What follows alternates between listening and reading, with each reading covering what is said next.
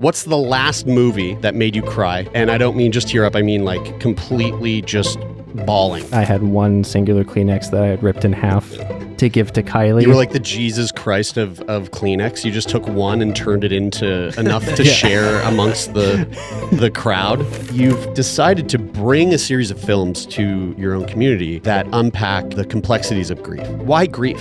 I like being sad. Yeah, we're big sickos. Usually if it makes us cry, that's what takes a movie from like a 4.5 to a 5. Grief is a demon. And I think the film is a real warning. What happens when we can't share our grief and go through the process of it in community? So I'm guessing that you programmed a palate cleanser. Well, maybe my favorite inclusion here, the Rugrats movie. No way. Bit of a wild card. I love the Rugrats movie. Reptar.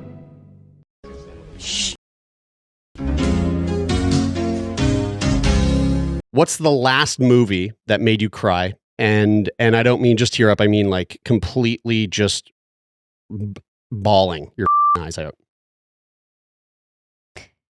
I'm pretty sure it was a movie we saw in the theater called How to Make Millions Before Grandma Dies. It's a underseen, I think, movie from Thailand that absolutely destroyed us. Yeah, it wasn't a very full theater, but everybody that was there was feeling the same feelings that we were feeling. At one point, I had one singular Kleenex that I had ripped in half to give to Kylie and to wipe up any tears that might have been remaining on our faces by the end of the movie. You were like the Jesus Christ of Kleenex. You just took one and turned it into enough to share amongst the crowd. I mean, this is the thing that boggles my mind is we cry in movies so often and yet we never think to bring Kleenex to the theater. Yeah. And we're like frantically trying to use like the napkins from our popcorn to wipe up our tears or our sleeves. Yeah. Bring Kleenex to the movies. Yeah. It is. I mean, you know what? Movies should have Kleenex. I mean, if I was going to open a theater, I'd be like, certain screenings, I'd be like, oh, we gotta make sure the Kleenex holders in the seat arms are filled. I mean, up. if you were Kleenex, the company, you would probably want to have a partnership with movie theaters. Yeah, totally. Right? Yeah. You know, I had an experience when I was like 14. I had heard a lot of people at school were talking about The Notebook, and so I thought like, oh, that's a rom-com. Like, sounds kind of like a bit feminine. And me being a 14-year-old boy and not wanting to ask anybody to watch it with me, I thought I'll just watch this like on my own in my room. And I was watching it, and the door was closed, and I was bawling my eyes out. Mm-hmm. My mom, I hear her like running down the hall, and she opens the door. She's like, "What's wrong? What's wrong? What's wrong?" I was like, "It's just so sad." Oh no! and then I was like, "Oh, it's okay to cry during movies. Like that's okay." But I was kind of embarrassed. I so relate to that though. Like sometimes just throwing on a movie that you know makes you cry just to have a cry, like a go-to on top of being an amazing movie. The Green Mile always works on me. Yeah. It's just such an epic movie in addition to making me cry epically by the end of it. But I also think our experience seeing How to Make Millions Before Grandma Dies, it was this exercise in community crying where you can see and hear the people that are holding back sobs a few rows over or in the back of the theater. And I think that there is something really beautiful and amazing about being in a communal space and sharing sobs with other people. Yeah, it's one of my favorite things to do in the world, as sick as it might sound. Well, I mean, it makes sense, and also it sort of brings us to sort of the reason why we came together to record this episode today. So Kylie, Elliott, the hosts of Moody Movie Club, one of our favorite movie podcasts that exist out there. And not only that, you guys are also very, very involved in your community as it pertains to cinema. In Edmonton, you guys very soon are going to be screening a special screening series of films that specifically revolves around the theme of grief. The series is called Undone by Each Other. We'll get into it. We'll talk about the movies that you guys have picked and the reasons why. But before we do, you're the hosts of Moody Movie Club, a movie podcast that reviews movies, but it's not, I mean, like, the reason why I love your show so much is that it's not just about the movie review, but it's really about like diving into a film and all of the things that make a film worth your while, or sometimes not worth your while. But like, not just from the sort of typical, like, hey, what was the acting like? And the directing was good. But it's like, it's more of like, hey, how does this movie have a direct impact on me as a human, like as a whole? And I really love that part of the show, and hearing your guys' take when it comes to reviewing movies. Tell us a little bit about Moody Movie Club. How did it begin? How did it start? And kind of what was the impetus to, really diving into movies, but not specifically just for the shit that you typically will hear in a movie review podcast, but more so the stuff that really matters. I really appreciate all those kind words that you used. I'm also only saying that because I've been on the show a couple times, and so I just want people to go listen to my episodes. That's fair enough. I get it. So we've always kind of thought of movies as a conduit to having deeper conversations even before doing the show. And once we got together and our movie journeys synced up, we were watching so many movies and talking about them. So we just figured, let's put microphones in front of us and share this with other people. But you're absolutely right. Our approach to talking about movies, the cinematography, the acting, how a certain thing was produced, is just kind of window dressing. The meat and potatoes of what we like to get into, and the structure of our show is, what did you think of a movie and how did it make you feel? Yeah. And that's at the core of what our show is about. It's what this film is eliciting from you. And it's not just this, as you said, Jer, it's not this hard and fast, what is my review of this film? We're also not keen on being film reviewers in the sense that we need to be on top of whatever like the latest hit is. We're interested in looking for that left of center film, the films we haven't heard of, or even going deeper into cinephile land where we're pretty uneducated on famous films. And it's kind of selfish in a way because we're just wanting to really broaden our collective and individual movie journeys and then bring people along into that. And if they so happen to hear us talking about a specific film and that makes them want to go see it or pick it up or seek it out however they can, that's really special. I mean, yeah, it's your average Letterboxd user's wet dream, really, your podcast. I mean, it's it's like for folks who because I feel like film and TV, but film especially, like for if you're one of those people who likes to watch movies, you're constantly on the lookout for like places to find inspiration for the next film you want to watch, right? And so, like, I mean, Letterboxd for people who are living under a rock and don't know what it is, it's basically like a social media app for film lovers. It's if you want to find a specific kind of movie, but you don't really know how to like articulate what you're looking for, Letterboxd is like the tool to do it with. It's like you can look up like someone's playlist that's like, an example would be like a movie where I will be a different person when I come out of the other end of watching it. And it's like, oh, cool. There's a whole list of that. There's really great, recommendations on there. Your guys' podcast is kind of like that too. It's like if you ever just throw on Moody Movie Club, just pick a random week, and you're likely going to hear about a film that you've maybe never heard of before or you aren't familiar with. You're going to get a bunch of really solid nuggets about what's behind it without any spoilers, and then you're going to be like super horny to watch that one thing. And I think again, like, I'll probably repeat this too much throughout the whole show. I really do just love hearing the ways that you guys think about film, and especially that point of how movies make you feel, because that is the art form that I think, I mean, that's the whole point of film, like the art form of film and stage like acting is to make you emote. It's to make you feel. It's to make you laugh, to make you cry, to make you angry, to make you excited. And you guys just do such a great job of pulling those little nuggets out.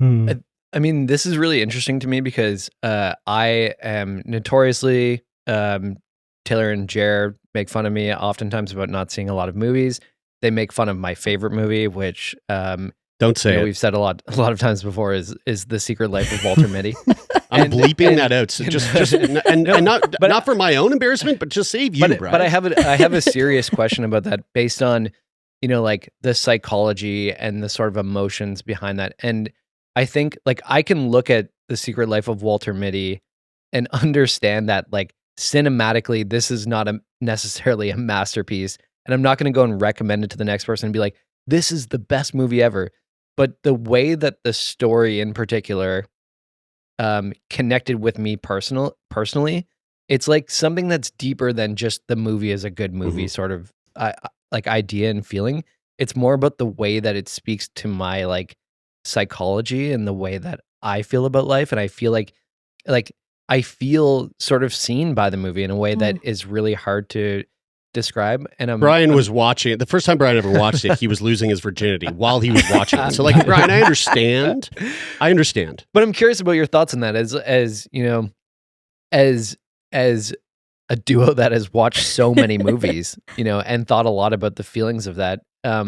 What's your take on that? Am I just do I have a movie? I mean, both can be true. Yeah. I think the more movies I watch and the longer we do this, the less I care about if a movie is good or bad. And the less I care about whether somebody else likes a movie I like or doesn't like a movie I like, so on. I'm more interested in how my feelings about a movie and somebody else's feelings about a movie can get us talking about something and something that we maybe wouldn't have otherwise talked about.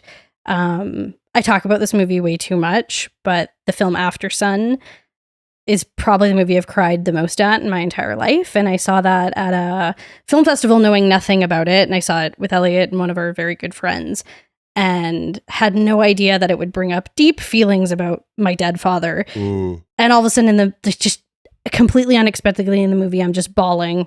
Elliott's bawling. Our friend Ashley's bawling. She's handing us Kleenex. And I felt like for the first time I had something I could hand to people and say, this is what it felt like to lose my dad. And I didn't have words for that before. And then it brought the ability to have the words. And you know what? I don't really care if somebody else doesn't feel that way about the movie or hated the movie. I care that I can now use that movie to help explain something that I just didn't have words for before. In like a deeper and more meaningful way. It's like, when I started going to therapy and my therapist first brought up ADHD as something that I might want to look into more, she suggested going to social media and like seeing if there were things that other people were saying that might, resonate with me and if I might connect with some of those ideas. And it was the first time where like, again, like I felt seen for I felt understood in a way that I hadn't about like that part of my brain and way of thinking. And when I hear you talk about, After Sun like that, I'm like, oh, that's an even longer, like deeper, more meaningful experience in like this like well thought out storyline that connects with you in a way where you're like, oh, this makes sense to me. Like this feels like it really connects with me on a deeper level. And yeah, it doesn't matter if somebody else gets that or not. And it doesn't even matter if, that movie is very good, but it doesn't even matter if the movie is good, if it connects with you. And one thing I love lately is revisiting a movie that made me feel that way when I was younger, but it doesn't now. And thinking about how it's you that changes. Yes. The movie has stayed the same, but the way it makes you feel changes based on where you're at in your life. And even down to like the singular moment that you watch the film. And to have movies as this thing that help you understand how you've changed is really That's cool and fun. There's also something that I love about, again, the shared experience of watching a film. It's like there's one of my favorite things to do is to go to the theater and watch a movie by myself. But really, whenever I'm doing that, I'm actually never by myself. I'm always surrounded by a bunch of other people. If I was alone in the movie theater by myself watching a movie, I don't think that I would enjoy it as much. Like, I think that would feel a bit weird. There's something about going to a movie and experiencing this, again, this place that is, this visual medium that is making you emote in a room full of people. And oftentimes, more often than not, the emotions that are being felt by you are also being felt by the majority of the people in the room, to varying degrees, which is also kind of like really fun. It's like, I think about The Substance, and like I've gone to see The Substance 3 times in the theater. Each time, the emotions that were coming out of me were, I was probably on the very far end of the bell curve spectrum of like, I'm this close to walking out. I'm so uncomfortable. I'm freaking. I'm audibly making noise that I cannot control because I'm so uncomfortable. Yet I love it. And there's also like several other people that are in the exact same boat as I am. Like the boat where it's like, this is borderline too much noise to be making, but like you can't control it. And then there's the rest of the people that are also probably in a similar state to that, but they're also like getting glee from like I had audible so much discomfort. Glee watching people walk out of the movie. It's like, oh, there goes another one. Whoa. And when it's over and the lights come up, there's like, I mean, there seems, I always feel like there's this unspoken kind of shared, like it's like you can look around and go, right, guys? Like it's like we just did this thing. We just did this thing together that brought us together, even though we'll never share a word together. I'll probably never know your name. Maybe I'll never see you again. But there's like a shared connection between humans, and I love that about film. So, which brings me to what you guys have decided to do. You've taken your love for film, the discussions that you've had around film for the last number of years doing Moody Movie Club, and you've decided to bring a series of films to your own community that unpack the complexities of grief. Where did the idea come from to bring this to a cinema in your town, and why grief? I mean, first off, we're really lucky that we have an independent theater in Edmonton that does cool stuff like this. So Metro Cinema, where we're hosting the series, they put out a call for curations every year, and they pick 12 of them. So you apply to curate, and then they pick 12 that they feel are going to work for the upcoming year, and then you get to work with the theater and with the programming team and with the communications team to bring that series to life. It's a really beautiful way to curate in community. I believe that one of the theater's lines is curated by community, not algorithm, which is really lovely. And we have been so lucky to get to see other people's series. We have a friend that every year curates Not Your Final Girl, which is horror movies that have strong women characters in them that subvert some of the typical horror tropes. We have a friend that curates a monthly series called Slowed Down Sundays. Like, they do such cool stuff there. And so we feel really lucky to get to bring that this year. But to the question of why grief, I like being sad. Yeah, we're big sickos that like, we love stuff that makes us feel. Usually if it makes us cry or just hits us in that spot in our heart, that's what takes a movie from like a 4.5 to a 5 out of 5. It's just that deeper connection that you can feel with it. But grief is just something that really resonates with us because it is so complicated, and also something that we all experience in one way or another. big and small, but don't necessarily have language for, or can pick out how to represent that, much to like you were saying with After Sun, that finally was something that you could point to be like how I felt, what I experienced, watch this thing. And that's a close representation of that. So being able to explore different kinds of films in different genres to pull out different kinds of grief, loss, or mourning, that was just really interesting to us. And our previous podcast was called Bad Dad, Rad Dad, which was also kind of a cathartic way to work through Kylie's loss of her dad. My dad had a bunch of affair type stuff and like broke up my family. So I'm also kind of like going through that. So it was a conduit for us to talk about that stuff through movies as well. And I think that we've always just kind of held that near and dear to us as a way of exploring our own grief through another type of art or medium. It's really cool because, I think my understanding is that other cultures around the world are better at grieving with each other, like having shared experiences of grief. And it feels like in the Western world that, the expectation when you're grieving is that you can't do it in public, or you shouldn't do it in public because that will make other people feel uncomfortable. And so when I think of like, when you're talking about the movie theater and being in this shared space, it's like, that's almost like the you to that idea where, you can come together and share these beautiful experiences. And it does feel really good.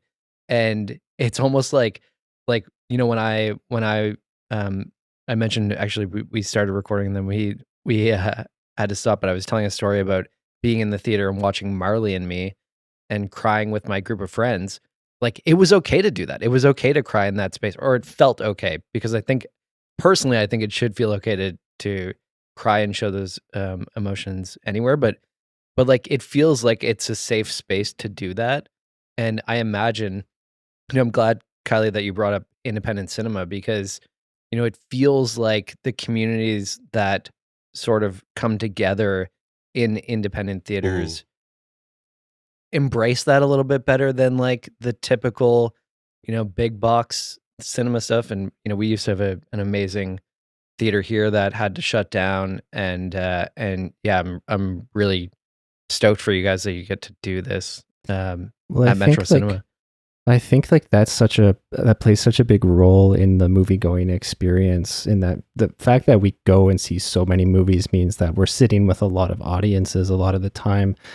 So there's been a real problem, especially in the bigger box cinemas, of people are just kind of treating it like their living room, in that they're on their phone the whole time, or they're talking and not really. And I feel like what you're saying is actually kind of making me think like you're interrupting this opportunity for us to share in this together. You're isolating yourself from this being a communal thing, and it is meant to be a communal thing, but it is interrupted by this person over here, this person over here. And then at the end of it, it's like, did you guys even watch the movie? Like, and I'm so distracted by you. Did I even watch the movie? So I think you hit the nail on the head. Like, we really struggle when we go to the bigger cinemas. So Metro is kind of definitely like our home away from home in terms of watching movies, because most of the time, the very odd time out, is there a bad audience. It is usually really locked in, people willing to let the movies open themselves up to them, and they can take it in within this communal experience. And that's getting harder and harder to find if you're not able to go to independent cinema amongst other movie lovers. There's nothing better than going to an opening night show of like a movie that people are super passionate about. Like I remember going to Mad Max on opening night. Totally. And like you just have like the crowd is like, it's like you're in, like a Roman Colosseum and people are cheering on a gladiator match that's happening in front of you. It's just so exciting to share in those emotions together. And like that, I mean, Mad Max is probably a sort of like very specific example of a type of emotion you might experience publicly like that. But yeah, it's really fun to do that. It's a really fun experience. Well, I mean, looking at the film series that you guys have pieced together, the lineup of films. There's four movies that you're going to be showing. I mean, spectacular lineup, and I think you really like crushed it with diving into different genres of film where the subject matter revolves around grief, but also the different types of grief that exist. Because it's easy to. I think oftentimes when we hear the word grief, we just think like, oh, somebody died, and then we grieve. But there's grief is so complex, and there's so many different types of grief that we can experience in life. I'd love to kind of go through the films, and I will say this: anybody who's listening, if you haven't watched any of these films, please do. All four are, I mean, just like truly phenomenal film experiences. I have a late edition that I'll throw in at the end for All you right. guys too. So you're gonna want to stick around to the end. And we'll try to keep spoilers out of it. But the first film is A Ghost Story, which was directed by David Lowery. And so, I mean, talking about like a movie that makes you emote. This might have been one of the last movies I've watched that like made me truly weep. This movie is just like, for me, I actually, all of these movies really are just like unadulterated raw emotion. But this is like the emptiness of emotion. The movie's like almost, for the most part, it's like basically silent. There's not a whole lot of dialogue going on throughout the entire film. And it just made me feel empty and lonely and quiet. Why choose this movie for you guys? What was it about this film? We wanted to start the series with a film about death because, as you said, especially I think in Western culture, we hear grief, we think death, and grief is so much more than that. And even the grief of death, it doesn't end, and this was a big part of us putting the series together is I think my experiences of losing people is that at a certain point, people don't want to hear you be sad about it anymore. They don't, they want you to go back to work. They want you to go back to school. They want you to just become yourself again. Right. And I'm so fascinated by like the figure of the ghost and what a ghost can represent. And it's that specter. To me, the ghost in A Ghost Story represents the fact that grief never goes away. It haunts you. It sticks around, and it's this present, not present thing that maybe sometimes you see and maybe sometimes you don't. And the kind of personification of grief through this figure of the ghost and through this film that really bends time and space and reality to get to, like you said, Jared, this emotive space, this space of pure feeling, felt like a really great way to start the series, to think about death, but not through a really literal death story, so that we can have these bigger conversations about what it means to grieve a death. Yeah, and if you want to, we were talking about oneers before we started recording. If you want to see one of the saddest oneers of somebody eating a pie, oh my God, this is the movie for you. Yeah, watch A Ghost Story, eat a pie. I love oneers too. Yeah. So the next film on the list is one of my favorite movies of all time, and it is kind of the complete inverse in terms of vibe to A Ghost Story, which is Hereditary. And yeah, like again, just pure unadulterated, raw, chaotic emotion. If you've never seen Hereditary, it is a hardcore horror film. Well, for me personally, one of the scariest movies I've like, it's on my list that I've ever seen. But one of my questions that I have for you guys is, why do you think, and especially with directors like Ari Aster who did Hereditary and Midsommar, but not just him. I mean, I think horror really does do a great job at acting as like an allegory for grief. Why do you think this movie fits so well in this lineup?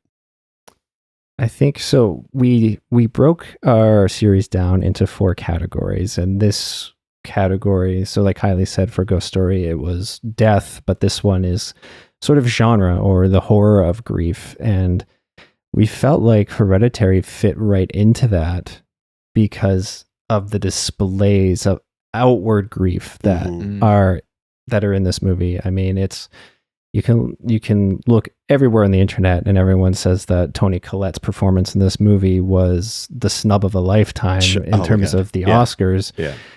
Simply because it's a genre film, but you're absolutely right. Like Kylie and I are huge horror fans. It might be our favorite genre of any film, but it's because you can use it to really dial in what it is you want to explore. And a lot of the times it is death, loss, mourning. And this is sort of tackling all 3 of those things while also being scary as hell. So I think what's so scary about Hereditary is if we look at it from the lens of grief, it's grief as a possession. Yeah. Grief possessing you and you being unable to be who you were before. You've lost yourself in the process and you can't find yourself again. And grief is a demon. And to me, the film is about mourning but not grieving. So being loud about your feelings but not actually processing them. And I think the film is a real warning. What happens when we can't share our grief and go through the process of it in community? And that's what's terrifying about the movie. There's a lot of other stuff that's terrifying about the movie, but to me at the core, that's the really scary thing about it, is how something can happen in our lives that completely changes who we are until we don't even recognize ourselves anymore. And like as a singular person, but also within a family or within a community. And this explores that very deeply and effectively. Yeah, Jer said that I hadn't seen any of these movies, but I have seen You've Hereditary, seen Hereditary, yeah. I'd be curious if you've seen this one, Brad. The next one on the list, which I again, like, maybe one of my top favorite films in the last like decade, Sound of Metal, which is just like a beautiful film about loss of identity, loss of community, but also like about rebuilding oneself after such loss. For maybe for Brian, who's probably never seen it, or anybody else who's listening who's never seen it, give us a little like a brief synopsis. What's the movie about? And again, like, why does this fit into the category of, or rather into the program for you guys? You do the synopsis. So yeah, in terms of a synopsis for Sound of Metal, it's basically about the character of Ruben, who's played by Riz Ahmed, and he is a drummer for this progressive metal band. And just out of nowhere, one day he loses his hearing, and then we're just sort of chronicling his journey of dealing with that and him seeing that loss as something he needs to remedy right away, and he needs to fix it. But it starts exploring and unpacking this idea of, is this something that needs to be fixed, or is this something that I can learn and grow with and find new purpose, find new communities, find ways of embracing what it is I've been dealt. And I think that it does it in such beautiful and accessible ways, and it's also just like such a stellarly made film. Kylie actually teaches it in her English class. Huge part of us programming this for the series was out of selfishness. I watched this because I teach it with my grade 12s. Probably watch this 3 to 4 times a year and then talk about it with my students. And I've never seen it in a theater, and it has some of the best sound design. It won the Academy Award for sound design, even though Academy Awards are a bit of a joke, but this was well deserved. And so we really wanted to be able to selfishly see it uninterrupted in a space with good sound. But also it came out kind of like during peak pandemic, so it didn't get as big of a theatrical release as it should have. So we also just wanted to bring it back to the theater and give people the opportunity to see it on the big screen. In terms of how it fits into the series, though, this category that we kind of had conceptualized in our mind, to me actually was the most important one, which is what I've decided to call ambiguous grief. Yeah. So these losses that we have no cultural names for, we don't have any rituals for, and therefore are even harder to understand and process, like a friendship ending, or your parents selling your childhood home, or something irreparably changing in your life so that you can't live the life that you had planned. And this happens all the time to us, and we don't have the language to speak about it. And I think that Ruben's journey in Sound of Metal is such a familiar journey, despite the specificity of him losing his hearing and being unable to see a life where he can continue as a drummer. We all have those moments where something happens and we can't have the life that we were living before, that we imagined we were going to live. And how do we cope with that is the question. And that kind of loss and that kind of grief that just pervades, but we don't have a name to anchor it to me is one of the most vital things for us to be able to talk about in community and with the people we love.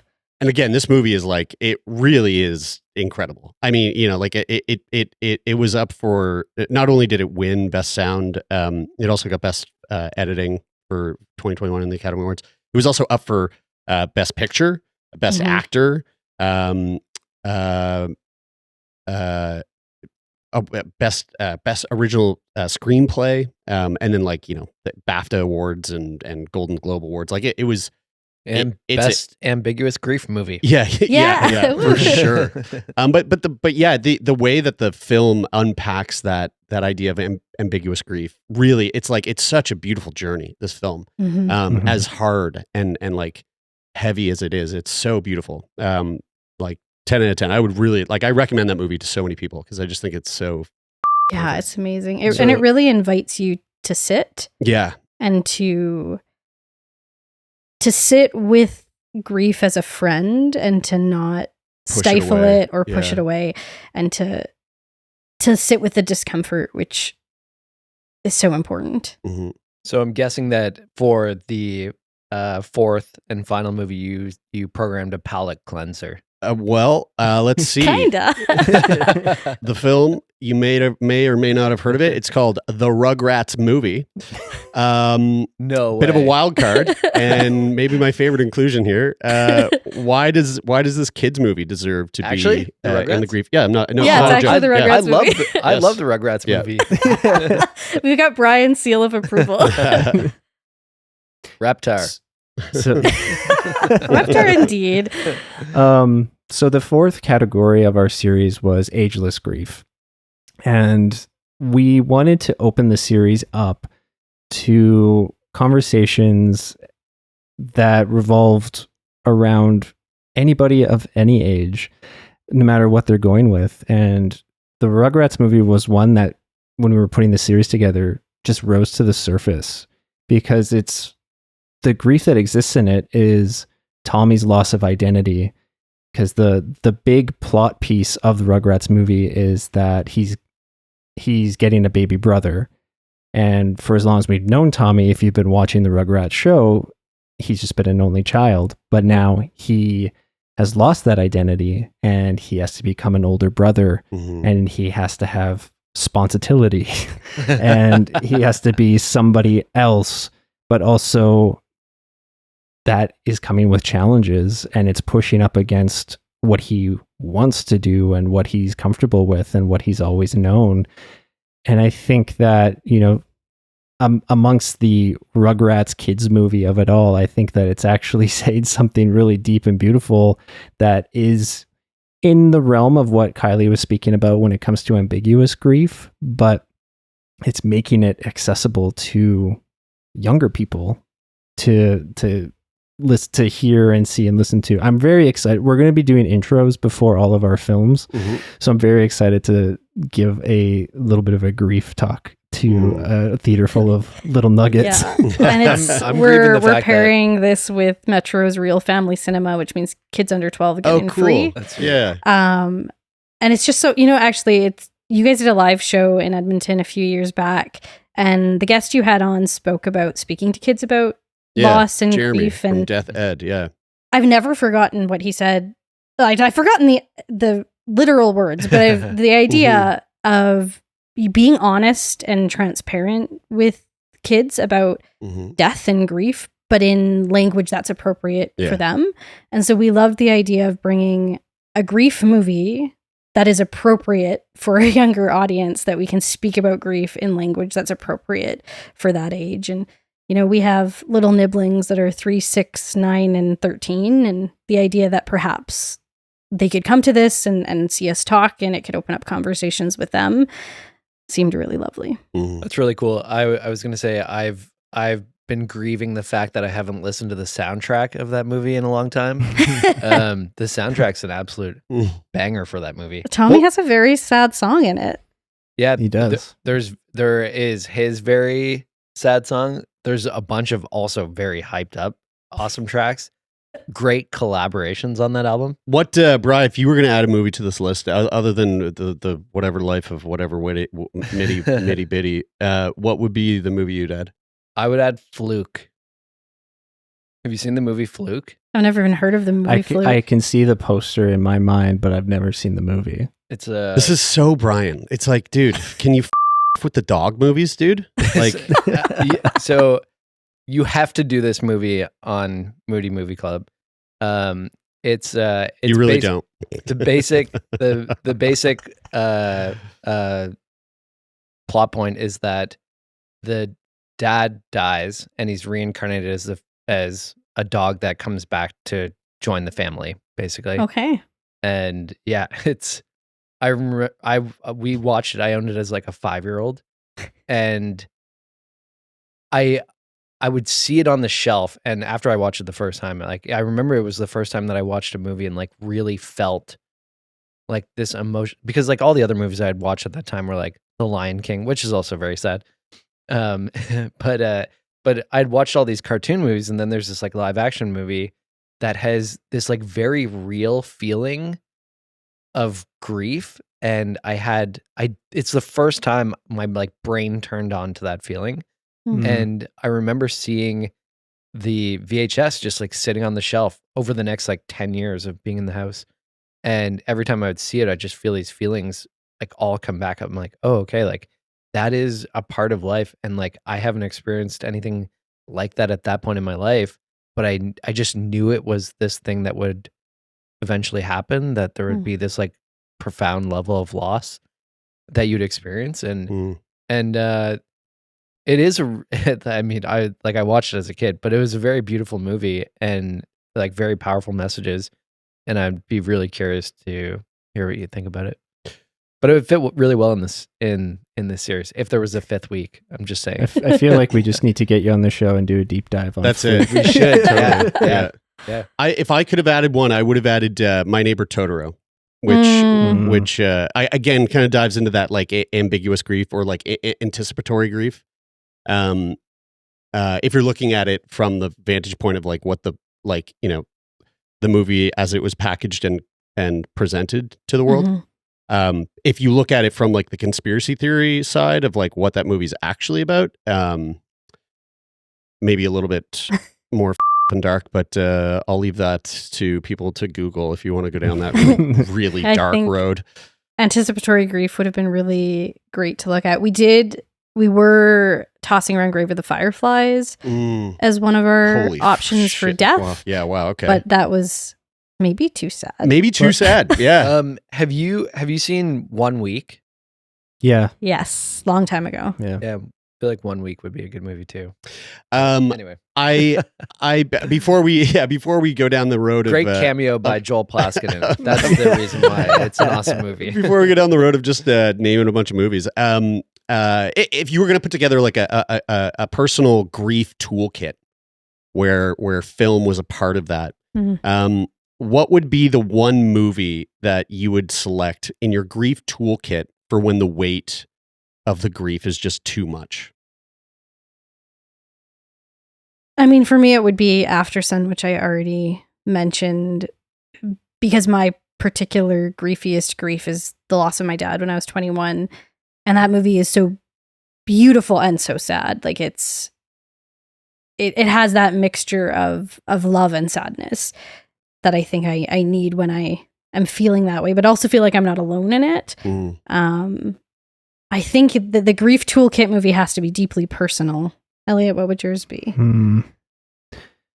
That's such a good question. And I wish I had one just like top of mind in my quiver at all times, like you do with After Sun. Yeah. Which just like makes me kind of think like maybe I haven't found my After Sun yet. Like I think that there's definitely movies that I can pull like a Green Mile for a very specific kind of cry of just like, man, the world sucks. And sometimes really bad things happen to good people. But then there's also, you know, I think of something like Everything Everywhere, where it's about pulling yourself out of the muck through kindness, and the beauty in that. Like that profound kindness gets me really emotional in any types of media that I consume. So when that's present, that really gets me. But I can't think of a specific film off the top of my head. I think I'll throw one out there that we saw recently that I don't know if it's necessarily, it's not answering your question, Jer, and I apologize, but it's just something in the vein of that really resonated with me and made me quite emotional because of the same reasons you talk about After Sun, in that I just saw my life and the things I went through, for better or worse, was a film called Hard Truths. We're going to be covering it on our upcoming episode this week as of us recording this, but it's it just really reflected back kind of where the path my family was going down and would have eventually gone down had certain things not happened within my family. And I just saw myself in some of the characters. I saw my dad in some of the characters, and that was just kind of a tough thing to grapple with, but something I was also happy to explore. So long-winded answer that didn't answer your question. Hey, but I love it. I mean, that was perfect. What would you recommend to someone who's grieving but doesn't know how to start feeling that grief?